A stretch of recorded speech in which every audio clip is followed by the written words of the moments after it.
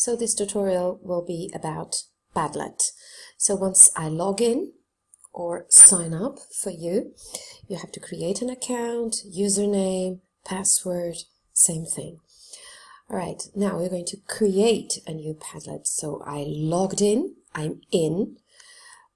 I don't know if you're going to get this display or the new one. No matter what display you get, it's still the same procedure. So you create a new Padlet by clicking here and you get this. So by default, this is the color of your wall, right? But I don't like it, so I'm going to change.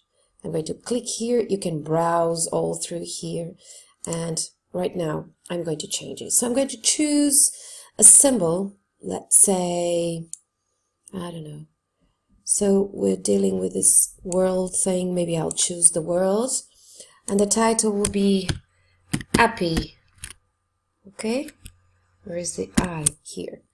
APPI. As I type here, you see the words coming up here, right?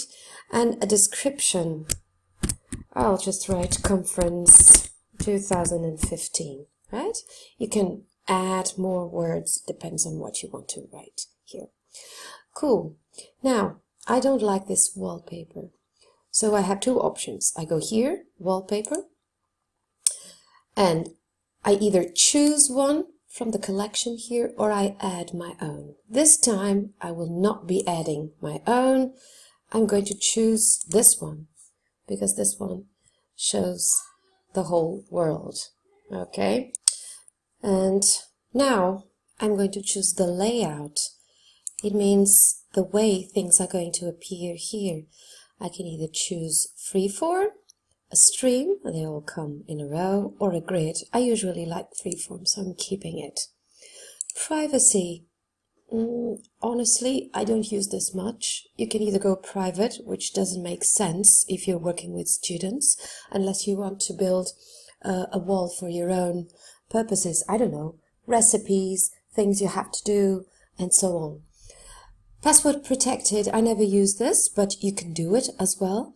And a hidden link, this is what I use the most, so I'm going to keep it. Totally public, I also don't like it.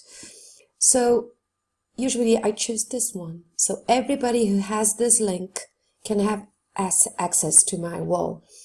That's the whole purpose of it. So I want my students to access this. So done with the wallpaper, done with the layout, done with the privacy. I'm going to leave this and go straight to address, right? So I have this and I need an address. Let's call it APPI. It is taken because I've created one earlier, but let's do this one. I'm going to make it, I'll remove all capital letters to make it easier to access. So now when I click pick, since it is available, you will see that this address up here will change. Okay, so I'm going to click pick and suddenly you have a new address, and this is the one you're going to give your students. Okay, so I made it easier for them. You can leave it the way it is given to you, but I usually change it to make it easier. All right, and your wall is ready. So you just leave this here and now you can start writing. So when you do it, you just double click anywhere, all right? And you do whatever you want. So first of all, I'm going to identify myself and I'm going to say something. This is a fantastic tool. Okay, capital letter here. And I'm done with this. Or I can add a link. Let me see if I have one here. I don't think this is a link, but we'll try anyway. It's not a link. I thought I had copied. Oh, it is. It is a link. So add it. Right. It's a video from the conference as well. So this is the conference in 2015. Oh, 14, I mean. So I leave it here and I write it here.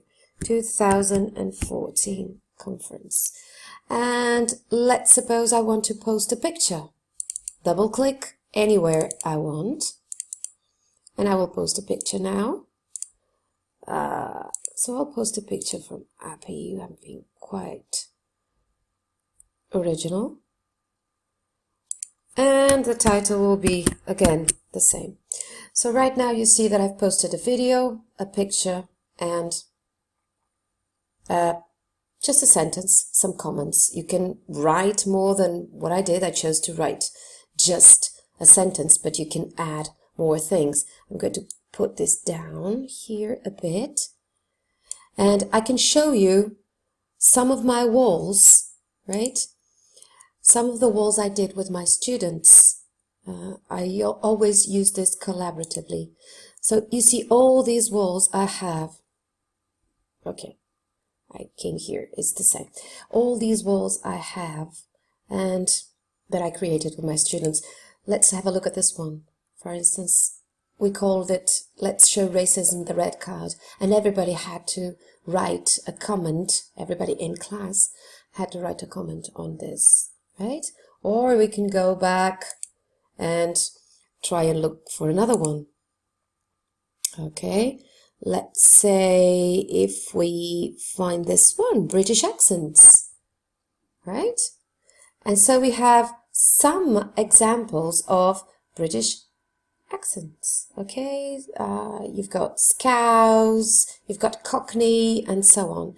And this is a good way you can do this collaboratively with your students. I'm going to show you some British English, American English. Okay, so I posted some, and the students posted things they found, things they find interesting, pictures, videos, and so on. It's quite a useful tool, so I hope you'll enjoy it.